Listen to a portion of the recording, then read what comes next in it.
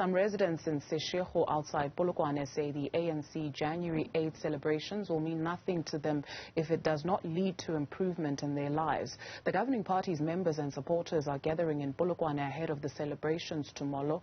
Malungelo Booi is part of our team and is in Polokwane, joining us live from Seshego. So as events get underway at the Euphoria Golf Club, there's nothing euphoric about what people are feeling there.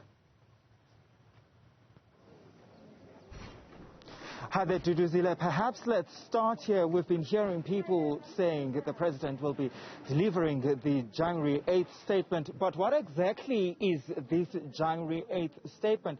Well, this is an opportunity really for the ANC and its president really to reflect on the party's performance.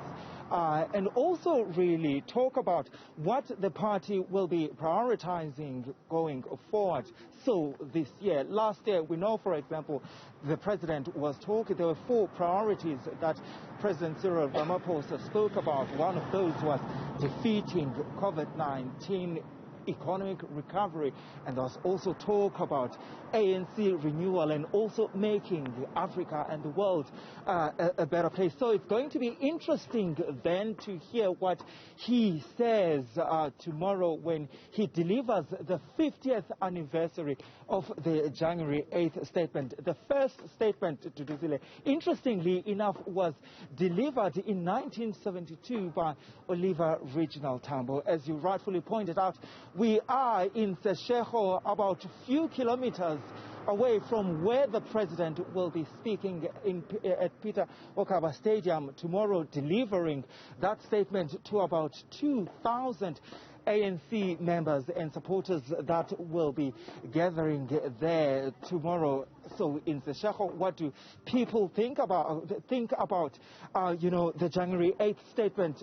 Do they care really that it's actually taking place there? And guess what? I happened to bump into a beauty queen on the streets of Seshego. I want to bring Lerato Ndlovu into the conversation. And she is actually the resident of this area. And you were born here and you're a beauty queen. I mean, Lerato, does it matter that the ANC is holding these celebrations here in Polokwane? Thank you so much for having me. It really does matter. Yeah. As a semi-finalist for Mrs. Universe Africa, I'm one of the unemployed youth around Seshego. Yeah. So I entered this platform to voice out my concerns as a youth of Seshego. So it's very much important for the president to be here so that I can raise out my issues. And luckily enough, I was invited by my ward councillor to attend the tomorrow. So you'll get to be part of the celebration. Yes. So hopefully I'll be able to talk to them in person and raise out my concerns. So what is it then that you want to hear from the president saying? I want him to focus on the youth, the unemployment, the GBV. Okay, I'm one of the GBV activists. Yeah. So I want him to focus more on it. Yeah. I want him to focus more on unemployment. The ANC is turning 110 this year.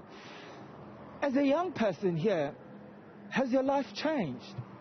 I can say my life has changed because I'm one of the NSFAS recipients. Yeah. I'm one of the NSFAS recipients. If it weren't for the ANC, I wasn't going to be part of that. So I can say ever since ANC came into power, I have benefited from that.